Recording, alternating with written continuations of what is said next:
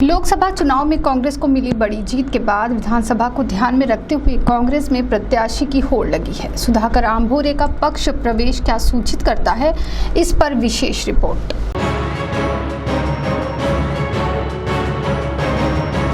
चंद्रपुर लोकसभा चुनाव के बाद महाविकास आघाड़ी और विशेषकर कांग्रेस पार्टी में जान सी आ गई है और आने वाले विधानसभा चुनाव के मद्देनजर कांग्रेस पार्टी से चुनाव लड़ने के लिए कई प्रत्याशी मैदान में दिखाई दे रहे हैं। गौरतलब है कि पिछले कई सालों से भले ही कांग्रेस पार्टी के प्रत्याशी यहां से लोकसभा चुनाव जीत चुके हैं, लेकिन उस वक्त भी पूर्व सांसद नरेश पुगलिया तथा दिवंगत पूर्व केंद्रीय राज्य मंत्री शांताराम कोंडुके ऐसे दो गुट यहां पर सक्रिय थे।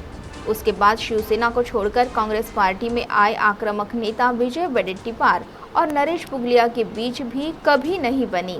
राजनीति की सूझबूझ का परिचय देते हुए विजय वडेट्टीवार ने चंद्रपुर जिले में कार्यकर्ताओं की फौज तैयार की, लेकिन फिर एक बार शिवसेना को छोड़कर कांग्रेस पार्टी में प्रवेश कर लोकसभा का चुनाव जीतने वाले उतने ही आक्रामक नेता बालू धानोरकर की एंट्री हुई। कुछ समय साथ साथ रहे बालू धानोरकर और विजय वडेट्टीवार में कुछ दिनों बाद एक लंबी दूरी दिखाई दी। बालू धानोरकर की अचानक मौत के बाद फिर एक बार वडेट्टीवार गुट जिले में सक्रिय दिखाई दे रहा था।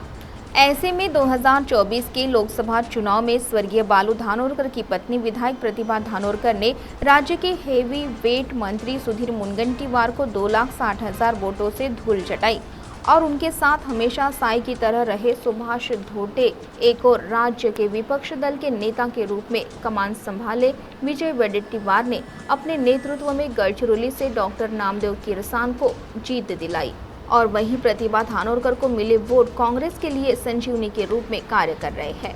हम बात कर रहे हैं इस विधानसभा चुनाव में कांग्रेस की ओर प्रत्याशी कौन होगा। इस समय प्रवीण पड़बेकर 2 बार चुनाव हार चुके महेश मेंढे, अभिलाषा गावतुरे अपनी ओर से पूर्व तैयारी में लगे हुए हैं और 8 जुलाई 2024 को चंद्रपुर शहर पुलिस थाने के पूर्व निरीक्षक सुधाकर आम्भोरे ने कांग्रेस पार्टी में प्रवेश किया। गौरतलब है कि उन्हें सांसद प्रतिभा धानोरकर तथा विधायक सुभाष धोटे का समर्थन प्राप्त था।